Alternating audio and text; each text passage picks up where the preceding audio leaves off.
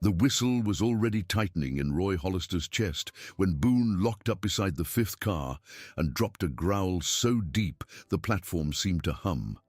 Officer Nolan Barrett felt his partner's shoulder press against his knee and knew, cold and clean, that if that train left the station, somebody's daughter was going to die inside it.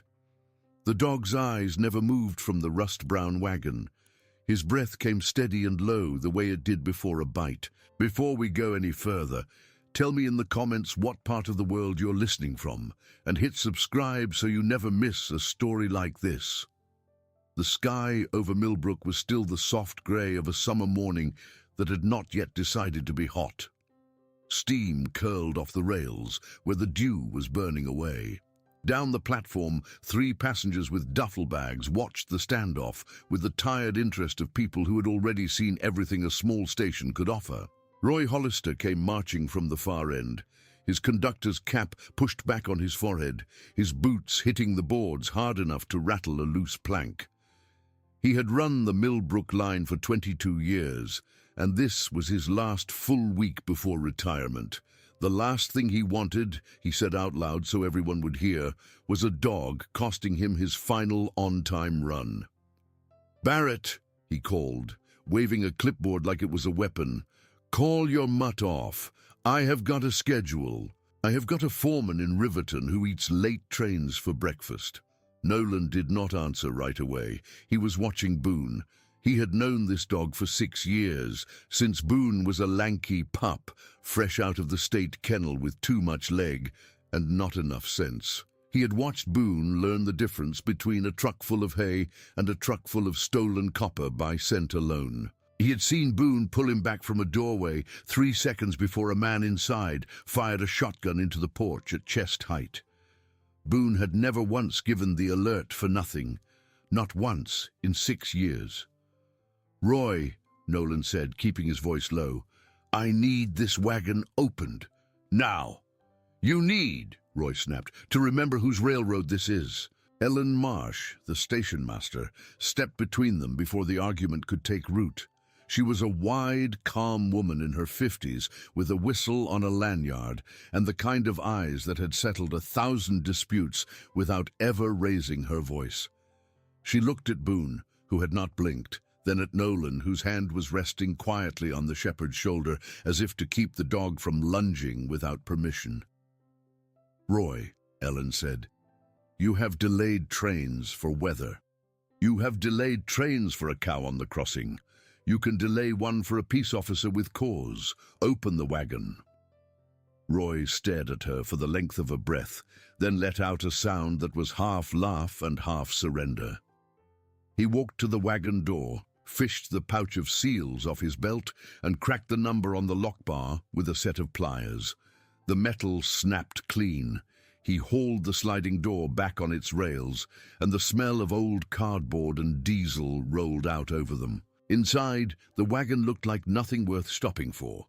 Crates of canned corn were stacked in tidy rows against the far wall. Pallets of paper towels sat wrapped in shrink film. A short aisle ran down the middle. It looked, Nolan thought, exactly like the kind of load that a conductor with 2 decades of clean paperwork would swear on his mother's grave was not worth a delay. Boone did not care what it looked like. He was already inside. He moved past the crates without so much as a sniff at them, jumped a low pallet, and put his nose down flat against the base of the side wall. Then he stood there, whole body pressed sideways against the wood, and let out a whine so soft it was almost a question.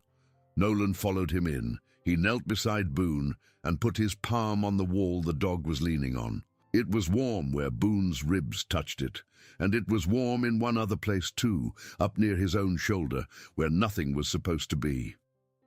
He knocked on the panel. It did not sound like a wall. "Roy," he said without turning around, "hand me that pry bar off the door bracket." Roy hesitated. Ellen saw him hesitate. She would remember it later, and she would think about it for a long time. But he handed over the bar, and Nolan slid the flat end under the seam of the panel, and after 2 hard pulls, the false wall groaned and gave. A small figure slumped forward into the light. She had brown hair, matted flat against the side of her face, and her wrists were bound in front of her with a strip of grey cloth. Her lips were cracked. Her eyes were closed. She was so quiet that for one long, terrible second, Nolan thought they had opened the panel one train too late. Then Boone stepped forward and put his warm black nose against her cheek, and the girl breathed in, ragged and shallow, and Nolan felt his own knees try to fold. He knew her face. He had stared at it every morning for 3 days on a flyer taped to the coffee maker at the sheriff's substation. Missing since Tuesday. 9 years old. Last seen leaving Sadler's Grocery on her bicycle. Mia Donnelly of Elm Row, Millbrook. "Ellen," he said, and his voice came out steadier than he felt. "Call the paramedics. Call the sheriff. Get Claire Donnelly on the line." Ellen was already running. Nolan lifted Mia out of the false compartment with the care of a man carrying a bird out of a chimney. He laid her on a folded jacket someone had thrown down on the platform boards. Boone did not leave her.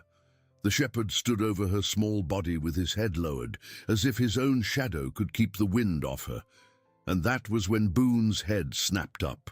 He was looking past the paramedics who were sprinting toward them with a stretcher, past Ellen at the phone, past the little knot of curious passengers. He was looking at a man in a grey hooded jacket who had begun to walk, too casually, toward the far end of the platform.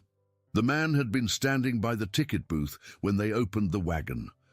Nolan realized he had noticed him without noticing him, the way you notice a mailbox on a familiar street. Average height, average build, grey hoodie, dark ball cap pulled low. He had not looked at the paramedics, he had not looked at the girl. He had turned his back the moment the false wall came loose, and now his stride was lengthening. "Boone," Nolan said, quiet as a coin dropping. "Take." The shepherd was already gone. The man in the hoodie made it maybe 15 feet before he heard the scrape of paws on boards behind him. He looked back once, and Nolan saw his face for the first time. Narrow, sunburned, the kind of face that had not slept in a bed for a week. Then the man broke into a full sprint, jumped the low fence at the end of the platform, and cut across the gravel lot toward a row of parked pickups. Boone did not bark. He never barked in a chase. He ran the way a shadow runs, low and long and silent, and he caught the man at the fender of a red Chevrolet with his shoulder against the man's calf. The runner went down on the gravel with a grunt that was almost a laugh, as if he could not believe an animal had done that to him. Nolan was on him in seconds. He put his knee in the small of the man's back, snapped the cuffs on wrists that were shaking, and only when he heard the click did his own hands start to tremble. "Sir," he said out of habit, breath ragged, "you have the right to remain silent." "That dog," the man wheezed into the gravel, "that dog is a demon." "That dog," Nolan said, "just saved a child. What is your name?" The man spat pebbles. He said nothing. The sheriff's cruiser rolled into the lot with its lights on, but no siren. Sheriff Dale Whitaker climbed out slow, the way he did everything, and looked at the man on the ground and at Boone standing 3 feet away, with his hackles still up. Dale had been sheriff of the county for 16 years.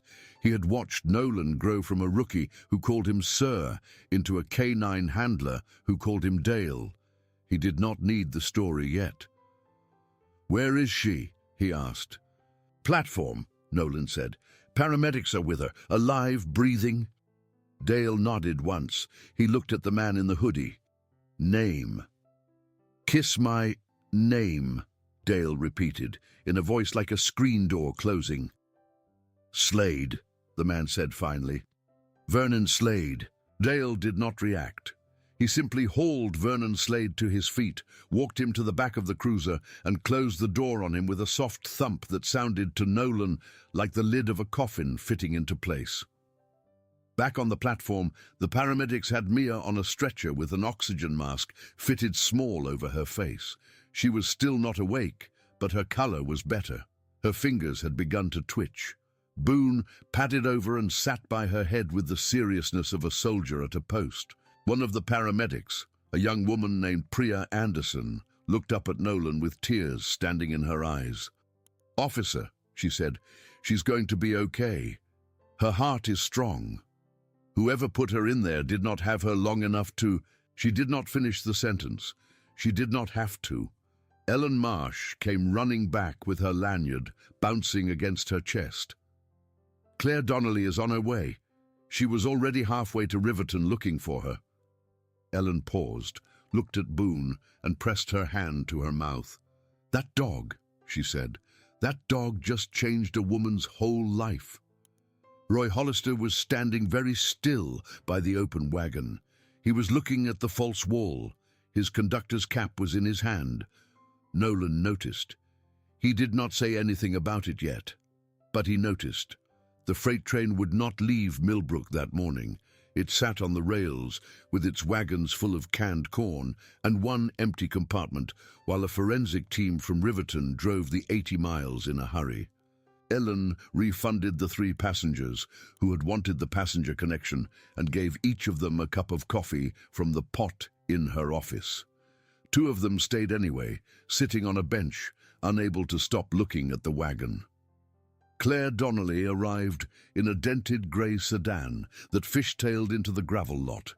She was out of the car before it had finished rocking on its shocks. She was a small woman with dark hair pulled back in a hasty ponytail, and there was a smudge of flour on her cheek from the pancake breakfast she had been making at the church that morning when the call came.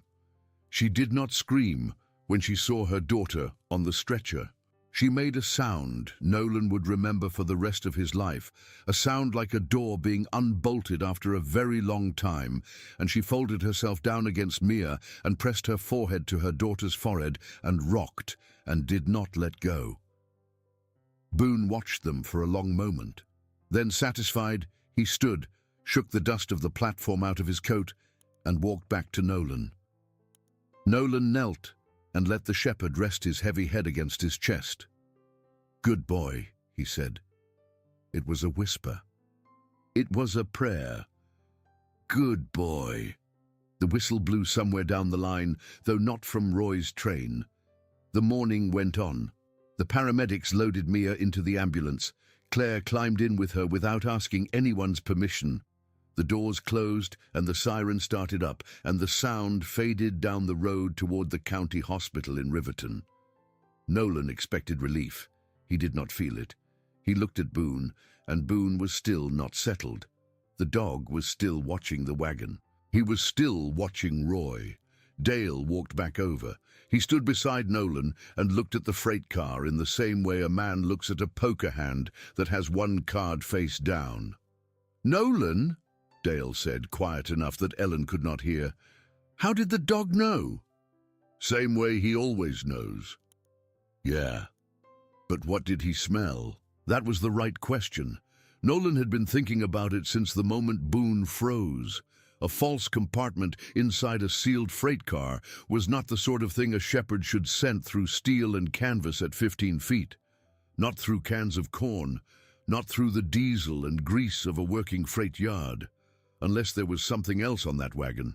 Something older and stronger and specific enough for Boone to lock on it. "Get the tech team to swab the whole interior," Nolan said. "Not just the compartment, the whole car." Dale nodded slowly. "You thinking what I'm thinking?" "I do not want to say it out loud yet." Dale did not push. He never pushed.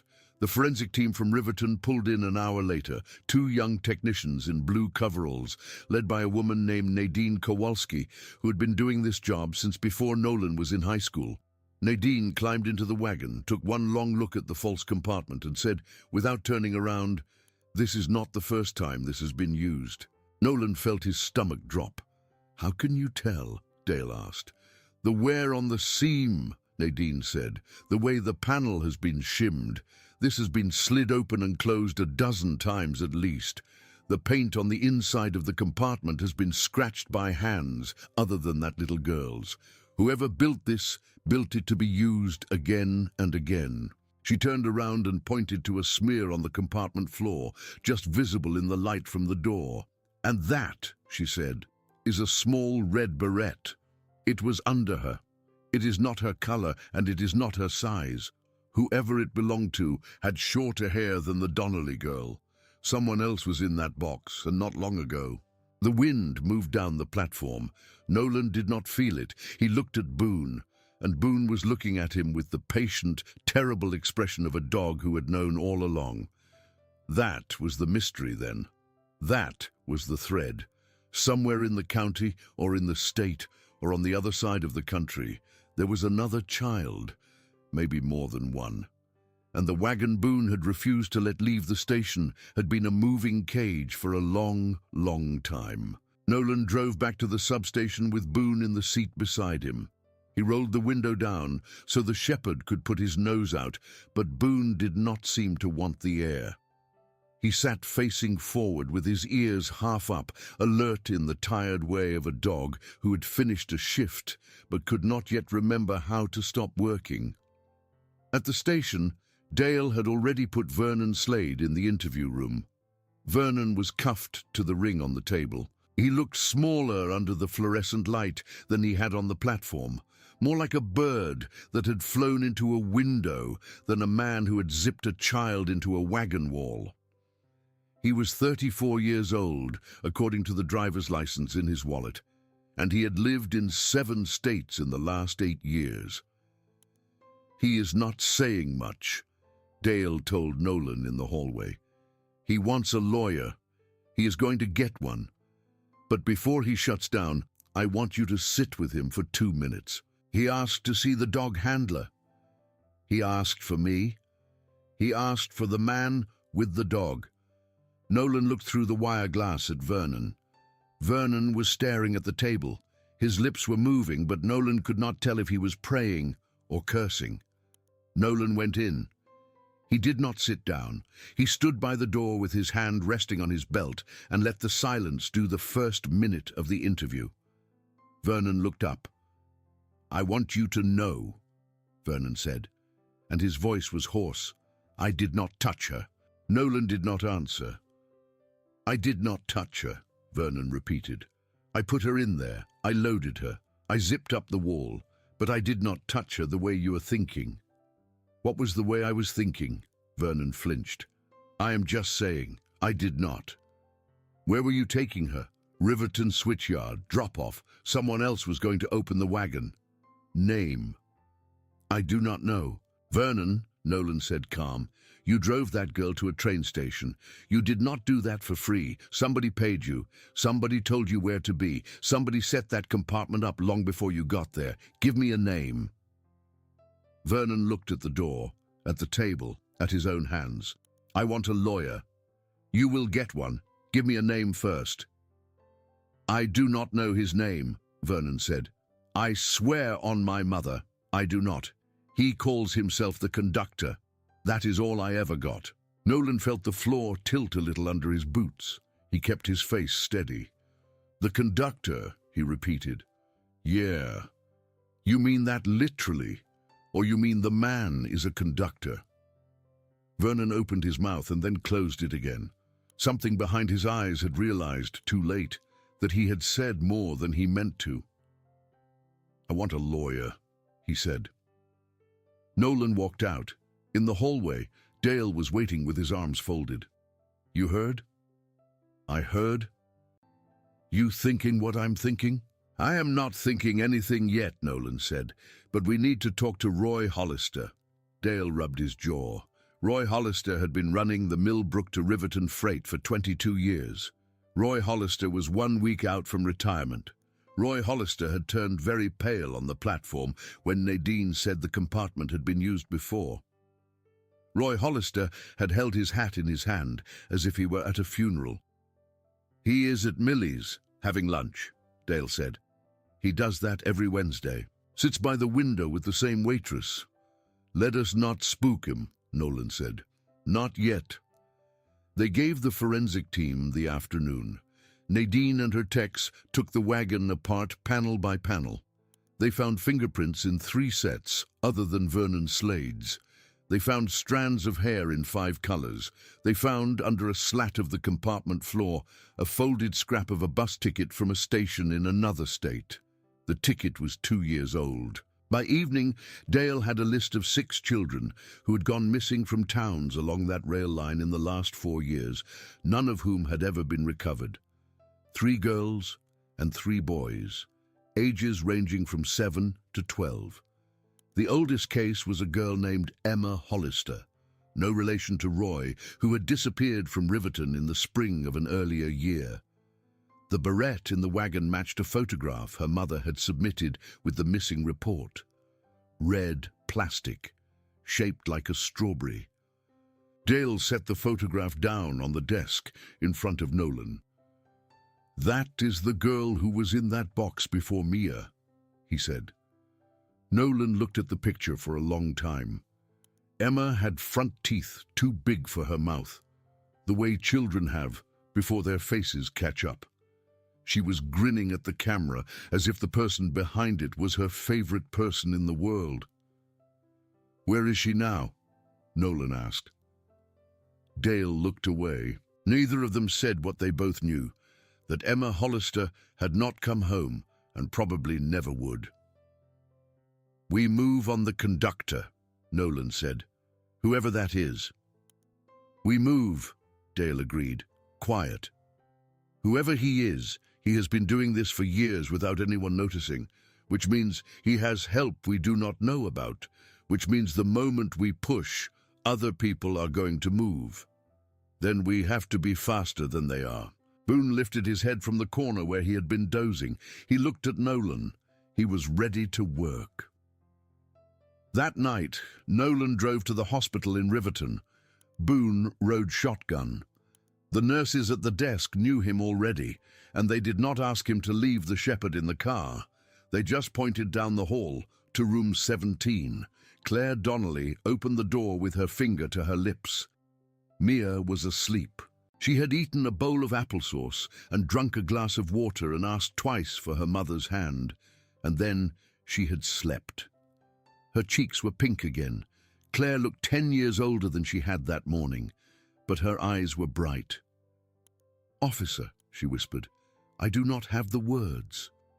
"You do not need them, ma'am." She looked at Boone. She knelt in the doorway, put her palms on either side of the shepherd's face, and pressed her forehead to his. Boone let her. He always let mothers do that. "Thank you," she said to the dog, as if he could understand every word. "Thank you, thank you, thank you." Then she stood up, brushed her cheek dry with the back of her wrist, and said, "She asked to tell you something. When she wakes." "Can I wait?" "Wait as long as you need." Nolan sat in the plastic chair by the window. Boone lay across his boots. The room smelled like antiseptic and the leftover applesauce, and outside the window, the parking lot lights blinked on one by one as the summer sky lost its color. He did not think he had fallen asleep, but when he opened his eyes, Mia was watching him. Her hair had been washed. There was a little pink stuffed rabbit tucked under her arm that Claire must have brought from home. She looked in that moment like any child anywhere waking from any long nap, and Nolan had to look at the ceiling for a second to keep his eyes from filling. "Hi," he said. "Hi." Her voice was small but clear. "Is that the dog?" "That is the dog. His name is Boone." Boone lifted his head at his name. He walked over to the bed slowly, and Mia reached down and rested her fingers on the top of his head. The shepherd closed his eyes. "He smelled me," she said. It was not a question. It was a fact, the way children state facts. "Yes, honey, he did." "Mister," she said, and Nolan leaned forward to hear better. "There was a girl before me." Nolan's mouth went dry.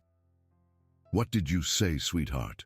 "There was a girl before me, in the box. She left a hair thing, and she left a song." "A song?" "She scratched a song on the wall. Just 3 notes. Like a bird. I could feel the scratches with my fingers. I could not see them because it was dark. But I could feel them. 3 notes, like a whistle." Mia hummed them. 3 little notes, up, down, up. The shape of a small bird's call. Nolan felt the hair on the back of his neck stand up. He had heard that whistle before. He had heard it every morning of his childhood, when the freight yard on the edge of Millbrook shifted its cars at dawn.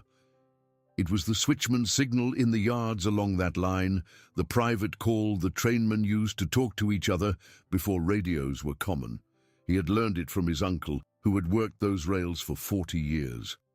It was not a song, it was a language. Whoever had scratched it into the wall of that compartment had been telling a friend of theirs, in the only way they could, who they were and where they had come from, or telling anyone who could read it that the person who had built the compartment was a man who spoke the switchyard's tongue. "Mia," Nolan said, careful, "can you hum it again for me?" She did. 3 notes, up, down, up. He kissed the top of her head. He thanked her. He walked out into the corridor with Boone at his heel, and he stood by the vending machine for a full minute before he trusted his hands to dial his radio. "Dale," he said when the sheriff picked up, "I need everything we have on Roy Hollister, and I need it before the sun comes up." Dale drove out to Millbrook that same night. Roy Hollister lived in a small house on Pear Street with a yard full of tomato cages and a porch light that he left on for the cats. He was not there. His truck was gone from the driveway. There was a plate of half-eaten meatloaf on his kitchen table and a half-empty glass of milk, as if he had gotten up in the middle of dinner and simply walked out. Nadine Kowalski, at Dale's request, ran Roy's prints against the ones found in the wagon. There was a match, not on the false wall and not on the compartment, on the underside of a slat in the middle of the freight car floor, in a spot no honest conductor would ever have reason to touch. Roy had been in that wagon, not walking through it on a manifest check, working on it. By dawn, they had put out a "be on the lookout" on Roy's truck. By 8 in the morning, a deputy in the next county called in a sighting at a rest stop off the state highway. By 9, Nolan and Dale were pulling into that rest stop with Boone in the back seat. Roy was sitting on a picnic table, alone, watching the traffic go by on the highway. He did not run when he saw the cruiser. He did not even stand up. He just took his conductor's cap off his head, set it beside him on the table, and waited. Dale approached him first. Nolan stood by the cruiser with Boone at his side. "Roy," Dale said gently, "you left dinner on the table." "I could not eat any more of it," Roy said. His voice was rough, like he had been up all night. "You want to tell me why?" Roy looked at Nolan. He looked at Boone. He looked at his own hands for a long time. Then he began to talk, in the slow, tired way of a man who had been carrying something too heavy for too long and had finally found a place to set it down. He had not always been in it, he said. When he was young, straight out of the trainman's school, he had loved that rail line more than he had loved his own name. He had known every rivet on every wagon between Millbrook and Riverton. And then about 10 years back, a man had come to him. A big man, respected around the county, a man who had lent Roy the money to save his sister's house from foreclosure the year before, and who had never asked for the payments back. The man had asked Roy for a favor. Just once, he had said. Just once, and it would clear the debt for good. Just look the other way when a wagon came through with a certain number stenciled small on the door. Just do not ask what was in it. Roy had said no. And then his sister had gotten sick, and the hospital bills had come, and the man had come back. And Roy had said yes to just one more favor, and then another, and then he had stopped being able to say no at all. "How many trains?" Dale asked. Roy could not say. Maybe a dozen. Maybe more. He did not want to know. "How many children?" Roy put his face in his hands. "Roy," Nolan said, and it came out harder than he meant it to. "I need a name." Roy lifted his head. He looked all at once 10 years older than he had the day before. "Wade Corbin," he said. Nolan felt the world get very quiet. Wade Corbin was the president of the Millbrook Merchants Association. He owned 3 warehouses along the rail spur and half a share of the trucking company that hauled the loads from the switchyard to the interstate. His grandfather had donated the land the town library was built on. His name was on the plaque outside the volunteer fire station. He sponsored the Little League. He handed out turkeys at Thanksgiving. He had once, in a photograph Nolan had seen in the county paper, presented Sheriff Dale Whitaker with an award for community service. He was, by any reasonable definition, the last man in the county anyone would suspect, which was, Nolan thought later, exactly the point. "You are sure?" Dale said. His voice had gone very flat, the way it did when he was working hard to stay professional. "I am sure," Roy said. "He built the compartments himself. He learned welding in the Navy. He has a workshop out back of the North Warehouse. He calls himself the conductor because he thinks he is funny. Where does he take them?" "I do not know. I swear to you, Dale, I do not know. I only ever handed the wagon off at Riverton Switchyard. Somebody else opened it there. I never saw a face. I never wanted to see a face." Dale looked at Nolan. Nolan looked at Boone. Boone was watching Roy with an expression Nolan could not quite read. "Roy," Dale said, "you are under arrest." Roy nodded. He held out his wrists. "I am sorry," he said. He was not saying it to Dale. He was saying it to the ceiling, or to the sky, or to a girl named Emma Hollister, who had shared his last name only by coincidence, and whose barrette had ended up under another child's shoulder in the wagon he had helped ferry across the county for a decade. They cuffed him. They loaded him into the cruiser. Boone watched him go. The morning after Roy's arrest, Wade Corbin was gone. Dale had prepared a warrant overnight. He had woken a judge at 4 in the morning. He had assembled a team of 6 deputies, 2 federal agents, and Nolan and Boone, and they had rolled up to the front gate of Corbin's North Warehouse at 7 o'clock sharp. And they had found the front door unlocked, the office lights off, the workshop swept clean, and a coffee cup on the desk that was still warm. Somebody had tipped him off. Dale stood in the middle of the empty workshop with his hands on his hips and cursed for a full minute. He did not use the same word twice. "Somebody in this department," he said at last, "belongs to him too." Nolan looked at the deputies standing behind him. He did not want to look at them, but he did.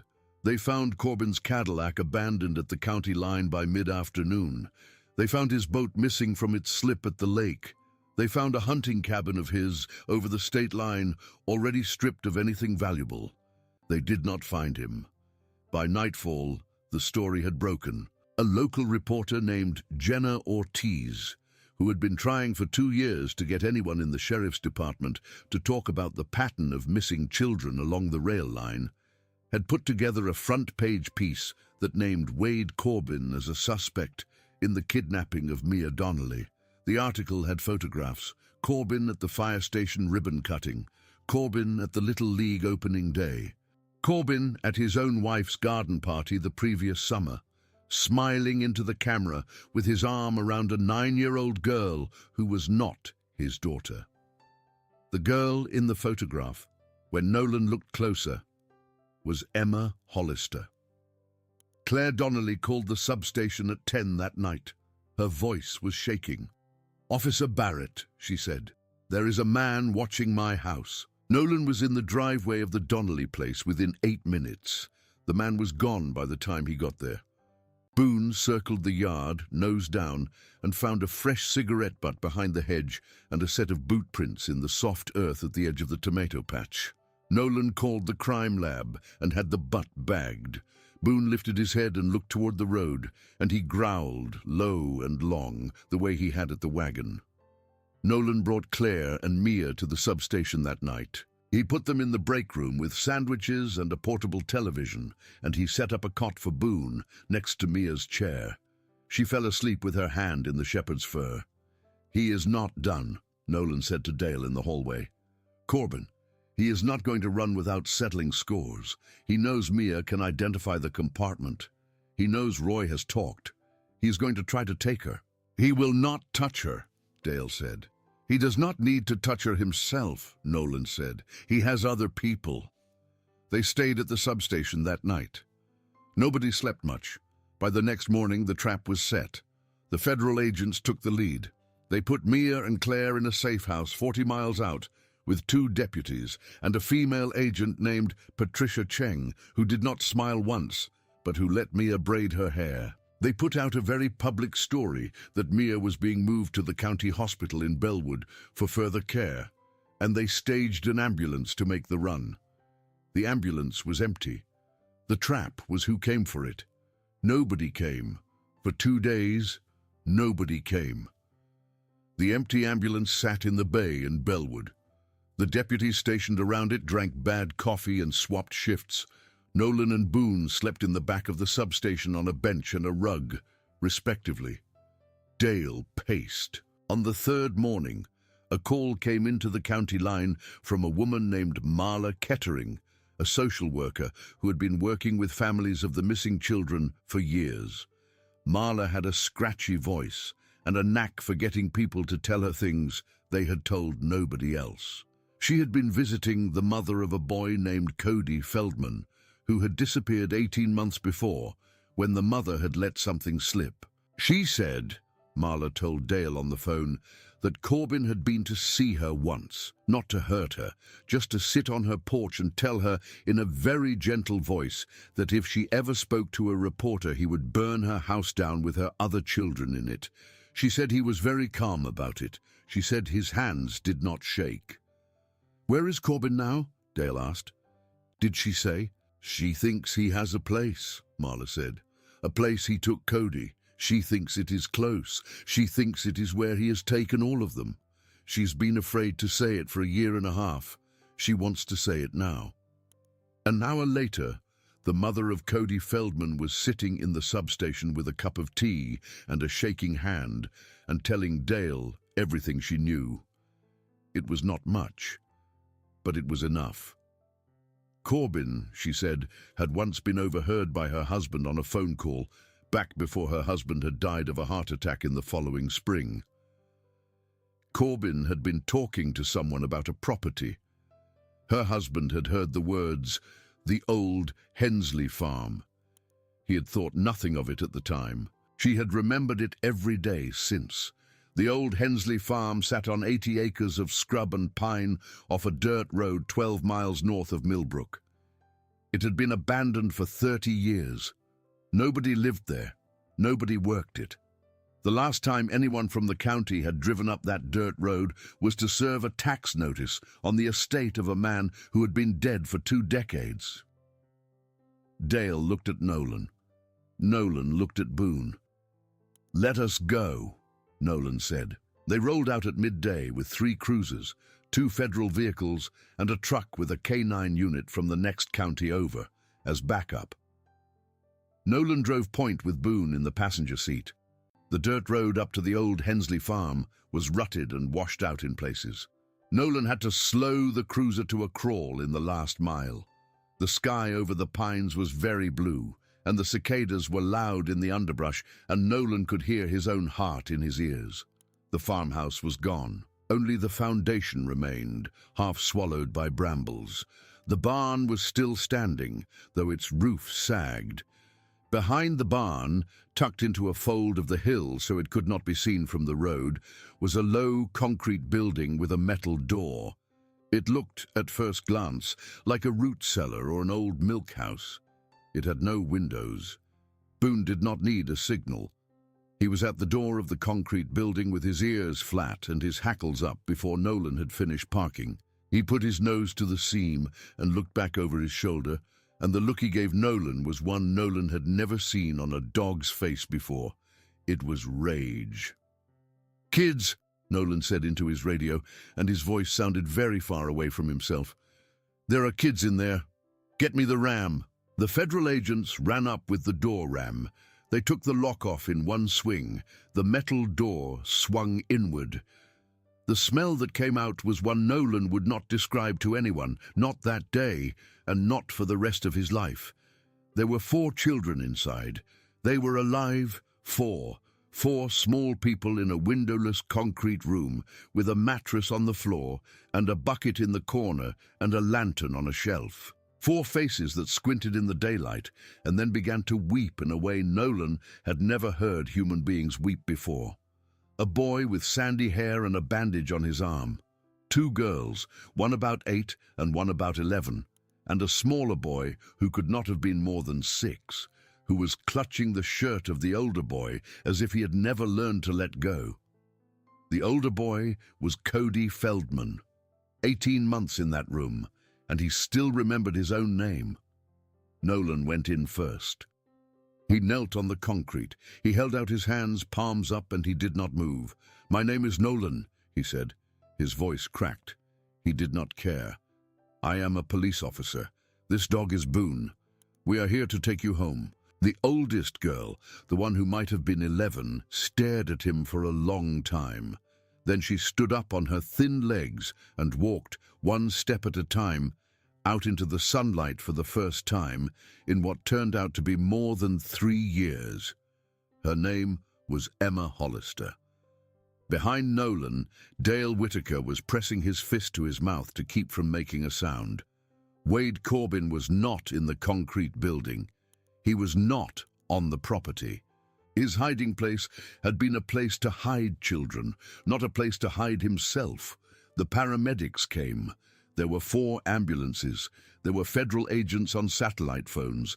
There were social workers driving out from 3 counties. Marla Kettering arrived at the top of the hill in a beat-up hatchback and sat down with the 2 younger girls on the grass and did not say a word for the first 10 minutes, just held their hands, one in each of hers, while they cried. And Boone, meanwhile, was not standing down. He was pacing, he was working the ground around the concrete building in slow circles. He would stop, sniff, walk on, stop again. His head was low, his nose was to the earth. Nolan watched him. He had learned to read this dog the way most people read a newspaper, and Boone was not finished. Boone had something else. He followed the shepherd. Boone led him around the back of the building, past a stack of rusted feed troughs, to the base of an old oak tree at the edge of the pines. There, in the soft dirt, where a squirrel had been digging, Boone stopped and pawed once. Nolan knelt. He brushed the dirt aside with his gloved hand. There was a metal ammo box buried a few inches down. He lifted it out. It was heavy. He carried it over to Dale. They opened it in the back of a cruiser with a federal agent watching. Inside was a ledger. It was handwritten in a small, careful hand. Names, dates, amounts of money, codes that looked like they might be city names, cities in a dozen states. And at the top of every page, the same signature scrawled in the corner. W.C. Wade Corbin had kept a book. The federal agent whistled. "This is a ring," she said. "This is a whole ring. He was not doing this by himself. He had buyers. He had a network." The names in that ledger over the following days would bring down 23 people across 7 states. But that was for later. That day, standing behind the old Hensley barn with the ledger in his hands, all Nolan Barrett could think about was that Wade Corbin was still out there. Emma Hollister was brought back to Millbrook that night.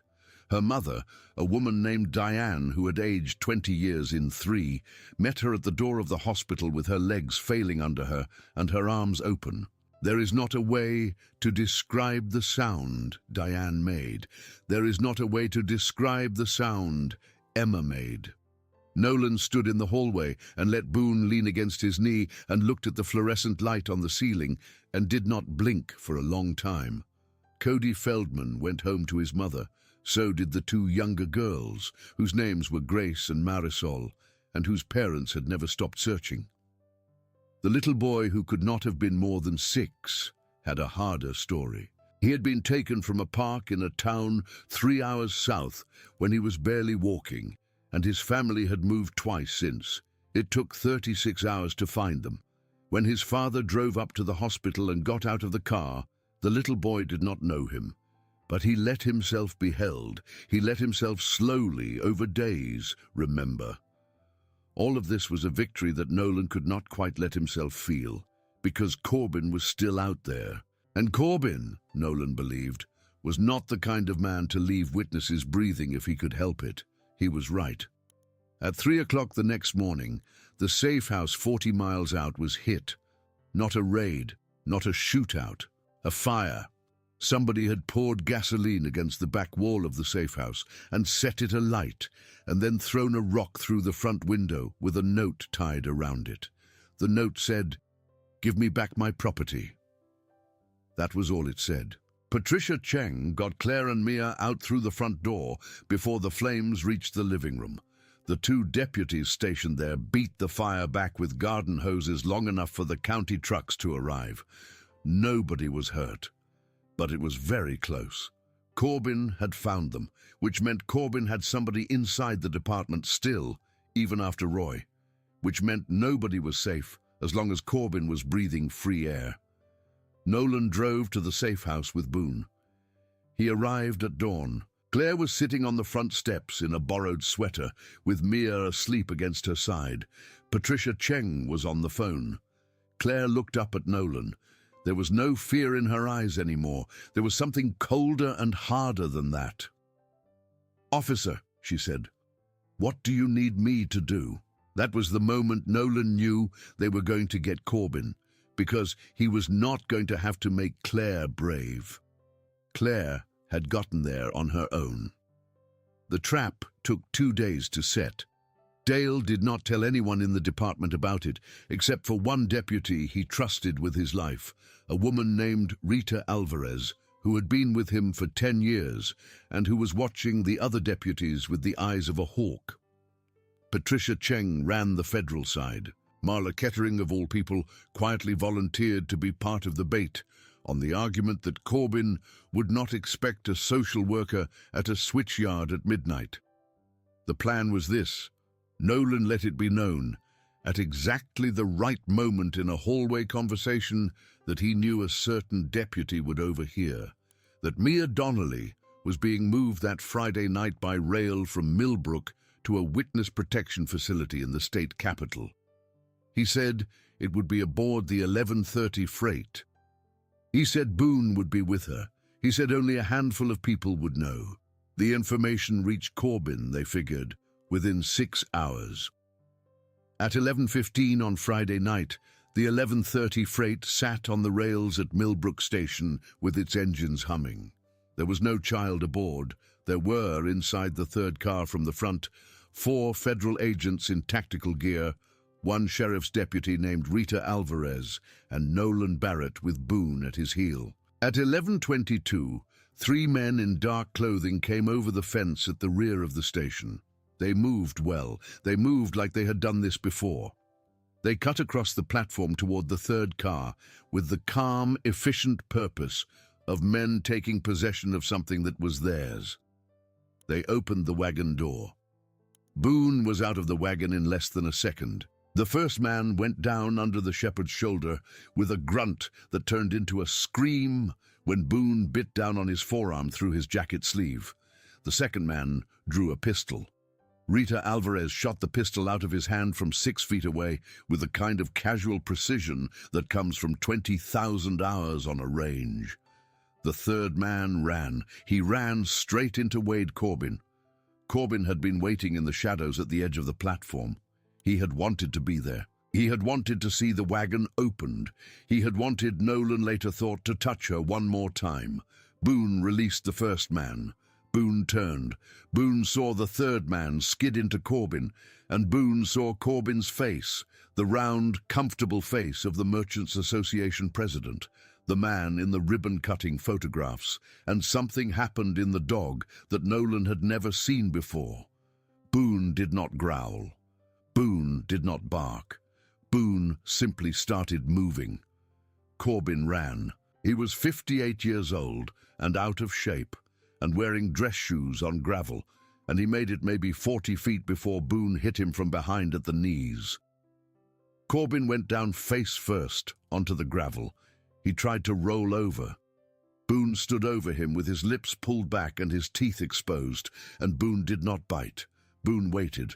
He was waiting for Nolan. Nolan walked up. He put his knee on Corbin's back. He cuffed the president of the Merchants Association on the ground of the same station where a small girl had almost never left. "Wade Corbin," he said, quiet, "you are under arrest." Corbin turned his head. His cheek was pressed to the gravel. There was a small trickle of blood from a scrape on his forehead. His eyes were not afraid. They were furious in the small, contained way of a man who had never in his life been made to answer for anything.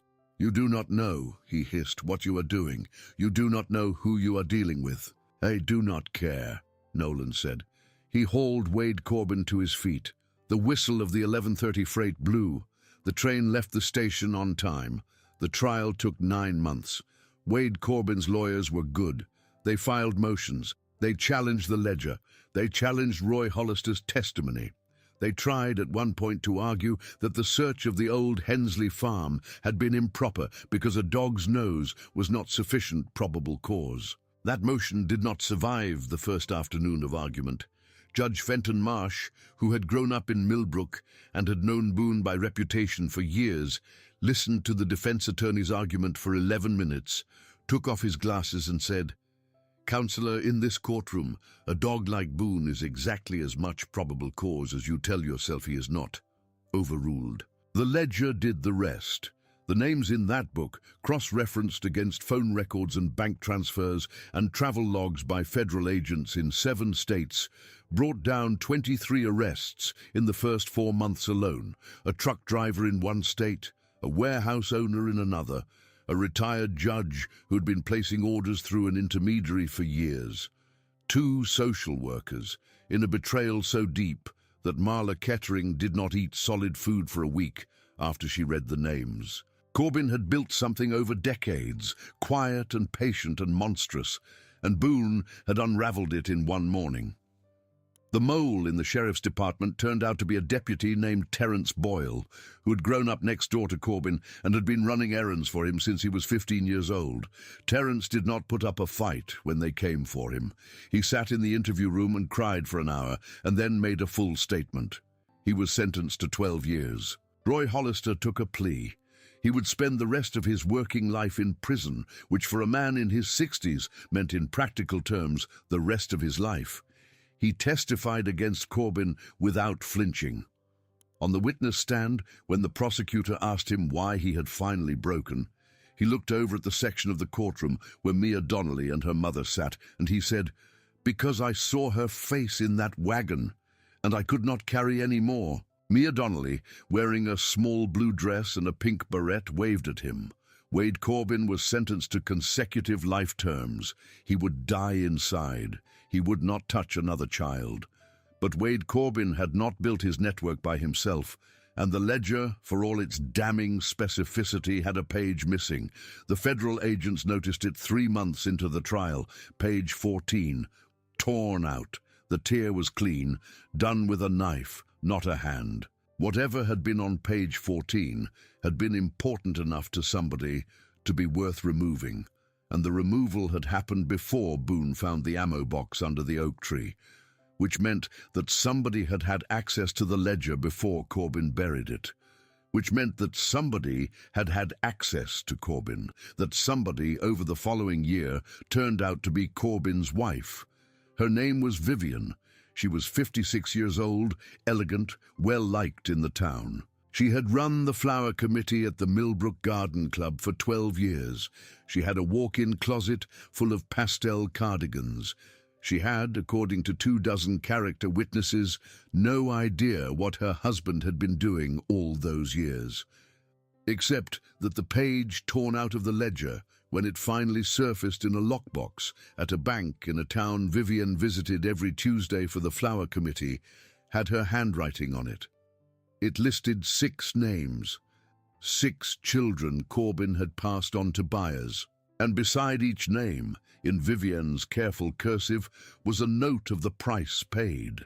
She had been keeping the books. Vivian Corbin was arrested at the Millbrook Garden Club during the spring bulb sale. She did not resist. She simply set down the daffodil she was holding, adjusted the cardigan around her shoulders, and asked, very politely, whether the officers might allow her to finish helping the woman she had been assisting first. They did not. At her trial, she said nothing. She did not testify. Her lawyer argued that she had been coerced. The prosecutor produced letters in Vivian's own hand, in which she suggested to her husband, quite calmly, the names of families she considered vulnerable enough to target. The jury convicted her in 3 hours. She died in prison 2 years later of natural causes. Nobody in the town went to her funeral. Her cardigans were donated to the church rummage sale by her sister, who lived across the state and had not spoken to her in 30 years, and who wept when she was told what her sister had done, and then went home and never spoke of her again. The years passed. Boone slowed. He was 10 years old when Wade Corbin was sentenced. He was 12 when Vivian Corbin was arrested. He was 13 when he was retired from active duty, with a ceremony at the substation that half the county attended. The county sheriff, no longer Dale Whitaker, who had retired the year before, presented Boone with a small brass medal engraved with his name and the date of the Millbrook Station rescue. Boone wore the medal on his collar for the rest of his days. He lived in retirement on the Barrett family farm outside of town. Nolan had bought the place with the money he had inherited from his uncle who had worked the rails. Boone had a large yard, a shady porch, and a herd of 6 chickens who bossed him around and whom he tolerated with the weary patience of a father with too many daughters. He slept in the sun. He chased tennis balls a little less each year. He grew stiff in the mornings. He grew soft in the ways old dogs grow soft. He never lost his eyes. Mia Donnelly came to visit him one afternoon when she was 15. She had grown tall. She had cut her hair short. She was carrying a red beret in her hand. It was Emma Hollister's barrette, the one from the wagon. Emma had given it to her, Mia explained. Emma had held onto it for years, kept it in a small wooden box on her dresser until she had turned 14 and had decided that it did not belong to her anymore. Emma had wanted Mia to have it. Emma had said that she felt like the barrette should live at the Donnelly house or on the Barrett farm or somewhere quiet. Mia had brought it to Boone. She sat down cross-legged on the porch. Boone padded over and lay down with his head in her lap. She held the little red plastic strawberry up in the sunlight for the shepherd to see. "I think," Mia said, "this is yours as much as it is anybody's." Boone sighed. He closed his eyes. Mia tucked the barrette into the ribbon of Boone's collar next to the brass medal.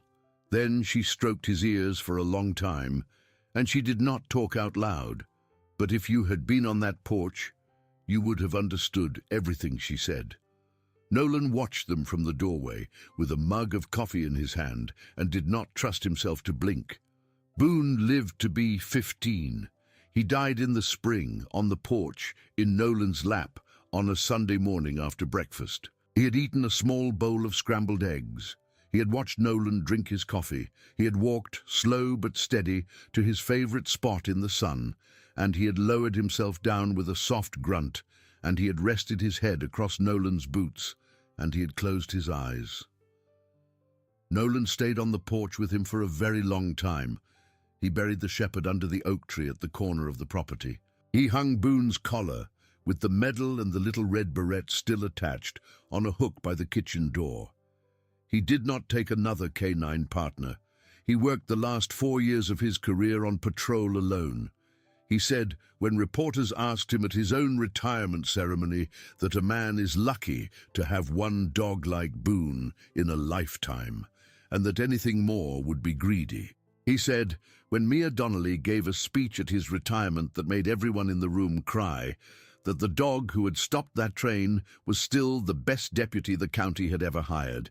He said, when Emma Hollister came up and hugged him at the end of the ceremony, Emma, who was in nursing school then, who had grown into a tall young woman with steady hands and calm eyes, that she was the reason it had all been worth it. He said many things that day, but the thing he did not say, the thing he only ever admitted to himself, was that in the last 6 years of Boone's life, he had never once opened a freight car without pausing to imagine what a good dog would have said about it. Roy Hollister lived out his sentence in the state penitentiary. He was 59 when he went in. He was 70 when he died. He was not a well-liked prisoner at first because the other inmates found out what his crime had been and treated him with the special contempt that even hardened men reserve for people who have hurt children. But he did not hide from them. He did not ask for protective custody. He walked the yard every day, and he took the punches when they came, and he stopped fighting back long before most men would have. After a couple of years, something shifted. The chaplain at the penitentiary, a soft-spoken man named Deacon Levi Thorne, took an interest in Roy and began meeting with him twice a week. Roy started reading. He read history and philosophy, and the letters of a 19th-century abolitionist who had spent years in a Union cell. He started teaching literacy to other inmates. He taught them to read the same way his grandfather had taught him, patiently, without shame, with the confidence that a man who could read the timetable of a freight line could read anything in the world. He wrote letters. He wrote to Emma Hollister, apologizing without asking to be forgiven. He wrote to Cody Feldman's mother, apologizing without asking to be forgiven. He wrote to the families of every child whose name was in the ledger, and he wrote to the families of children whose names might have been added if Boone had not stopped the train, and he asked, always, only to be allowed to say sorry. He did not ask for anything else. Some families wrote back, some did not. He never resented the ones who did not. He died in his cell of a heart attack, in his sleep, on a Tuesday morning in the fall. Deacon Thorne wrote a letter to Nolan Barrett the day it happened. He said Roy had asked, in his last conversation with the chaplain, whether Nolan and the dog were still working. He said Roy had smiled when he had been told that Boone had passed and that Nolan had never taken another partner. He said Roy had said, "Good, good. A man does not need to top a thing like that." Nolan read the letter twice. Then he walked out to the oak tree at the corner of his property and stood by Boone's grave for a while and thought about the difference between the man Roy Hollister had been on the platform that morning and the man Roy Hollister had become in the years afterwards. And he thought about how a person can be more than one thing in a life, and how the last thing a person is often outweighs the rest if a person is willing to let it. He walked back to the house. He hung the letter on the wall, next to Boone's collar. 20 years after the morning at the Millbrook station, Mia Donnelly stood on that same platform in a black graduation gown with a stole around her neck that read, "Millbrook College Class of the Year," and she gave the commencement address to a crowd of families and graduates and townspeople in the June sun.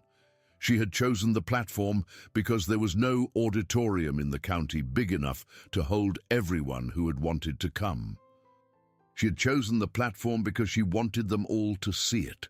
She stood at a wooden podium, set up between the two rails. Behind her, the Millbrook station had been repainted. Ellen Marsh had retired years ago, but she was there in the third row with her lanyard around her neck for old time's sake.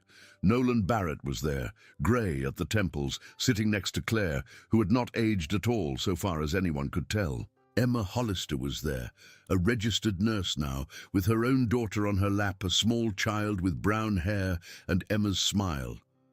Cody Feldman was there. So were Grace and Marisol, women now, driven up from 3 states away. Theo Ostrowski was there with his own Black Shepherd mix, whose name was also Boone. There were 3 Boones in the crowd that day, actually, and if Nolan had counted the puppies people had named in memory over the years, he would have lost track. Roy Hollister was not there, but his letters had been. Mia had asked to keep them, and Nolan had given them to her, and she had read them until the pages had softened at the corners. Mia spoke without notes. She was 29 years old. She was going to graduate school in the fall, to study child psychology. She had a lopsided smile that turned up higher on the left side than the right. She spoke about a morning long ago on a platform that everyone in the crowd could see with their own eyes. She spoke about a dog who had planted his feet and refused to let the world do a wrong thing. She spoke about a man who had trusted the dog even when it had cost him. She spoke about a mother who had never stopped believing that her daughter would come home. She spoke about a rail line that had once carried children into darkness and now carried lumber and grain the way rail lines were supposed to. She spoke about the whistle of the freight train and the way it sounded different to her now than it had once sounded. At the end, she stepped away from the podium. She walked down the platform to the exact spot where a rust-brown wagon had once stood on the fifth car of a delayed freight, and she knelt. She placed a small red beret on the boards. The beret had been Emma Hollister's, and then it had been hers, and now it belonged to the town and to the platform and to a shepherd named Boone, who was buried under an oak tree 3 miles away. The wind moved down the platform. Nolan Barrett, in the third row, watched his hands until they stopped shaking. Claire Donnelly put her hand on his arm. Ellen Marsh blew her nose into a handkerchief. Somewhere down the line, a freight train sounded its horn, 3 notes, up, down, up, the switchman's call, and every trainman in the crowd turned his head. Mia stood. She walked back to the podium. She said into the microphone, one more sentence. "If you love something small," she said, "plant your feet and do not let the train leave the station." The crowd was silent for a long time. Then they were not silent at all. That summer, the town of Millbrook installed a small bronze plaque at the platform where the ceremony had been. The plaque did not have Boone's likeness on it. Nolan had asked respectfully that it not, because he did not think Boone would have wanted his face on a wall. The plaque was small. It sat at knee height, so that a child leaning against her mother's leg could reach out and touch it. It read simply, "For the ones who plant their feet." Every summer, for the rest of Nolan Barrett's life, on the anniversary of the morning the train did not leave the station, he walked down to the platform with a fresh red beret in his pocket and set it in front of the plaque. He was joined most years by Claire and Mia Donnelly. He was joined some years by Emma Hollister and her daughter. He was joined once by Cody Feldman and Theo Ostrowski, who had never met each other before that morning, and who ended up spending the rest of the day drinking coffee at Millie's and telling each other stories that nobody else in the world could have understood. Nolan Barrett died at the age of 78 in his house on the family farm, in his sleep, in a bed with the window open to the sound of the crickets. There was a black and white photograph on the nightstand of a young officer kneeling on a station platform with a broad-chested German shepherd resting a heavy head against his chest.